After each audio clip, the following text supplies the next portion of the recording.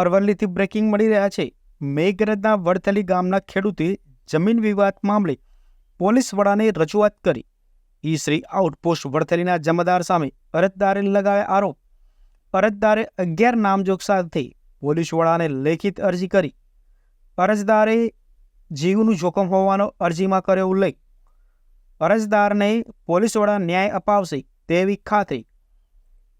વધુમાં ભવાનભાઈ ખાંટ ફરિયાદીએ જણાવ્યું હતું કે મારું નામ ખાંટ ભવાનભાઈ પૂજાભાઈ, ગામ વડથલી, હનુમાન કંપા। મારી ખુદની મેટર એવી છે સાહેબ કે ખરેખર હું ખાંટ પરિવારનો છું અને વિરોધ પાર્ટી બામણિયા પરિવાર છે। જ્યારે ખાંટના એક તલાટીએ ખોટી નોંધ બનાવે છે, ખોટા પુરાવા આધાર ઊભા કરીને, તેમાં મારા ફાધરના પૂજાજીના ભાઈ બની બેસેલ છે। તે બાબતે એ લોકોએ ખોટી નોંધના આધારે વારસાઈ મંજૂર કરવા જાય છે ત્યારે મેં વધારજી મૂકી પ્રાંત સાહેબમાં અપીલ દાખલ કરેલી। પ્રાંત સાહેબે નિર્ણય આપેલો 549ની નોંધ ના મંજૂર કરેલી। તેમ છતાં એ લોકો કલેક્ટરમાં જાય છે। કલેક્ટરે પણ પ્રાંત સાહેબના આધારે બધા તમામ આધાર પુરાવાઓ તપાસ કરીને કલેક્ટર સાહેબે પણ એ 549 ના મંજૂર કરેલી। તેમ છતાં મારી વિવાદવાળી નોંધ 152 ખોટા આધાર પુરાવા ઊભા કરીને ઊભી કરેલી। તે બાબતે હાઈકોર્ટમાં તથા પ્રાંત સાહેબમાં મેટર પણ ચાલુ છે હાલ પૂરતી। અને આ લોકોએ વચ્ચે એવું કર્યું કે મને જાણ કર્યા વગર વડથલી આઉટપોસ્ટના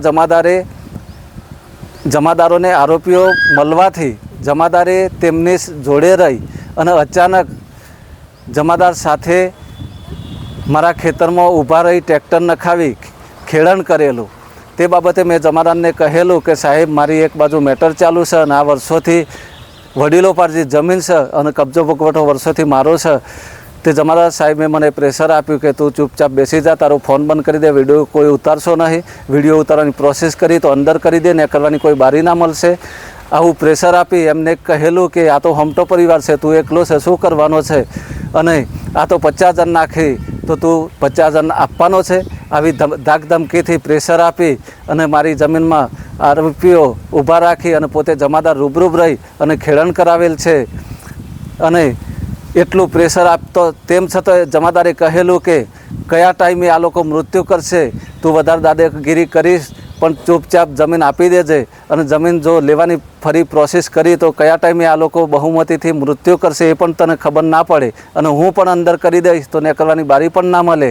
એ બાબતે મારી હાલમાં કોઈ સેફટી નથી એ હું સરકાર સાહેબશ્રીને જણાવું છું કે મારું કોઈ રક્ષણ હાર થાય અથવા કોઈ મારા જૂથ મોટું નથી, કુટુંબ પરિવાર પણ મોટો નથી, એમના મોટા જૂથવાળા છે, નોકરિયા રિટાયર્ડો છે। આજે શું કર્યું તમે? આજે કોને રજૂઆત કરવા આવ્યા? આજે ડીએસપી કચેરી આવ્યો તો રજૂઆત કરવા માટે। શું કીધું એમને? એમને કીધું કે અરજી આપી દો અને ઈ3 બેનને પણ આપી દો અને તમને ન્યાય તો મળશે જ એવું હાલ પૂરતું કહેલું છે।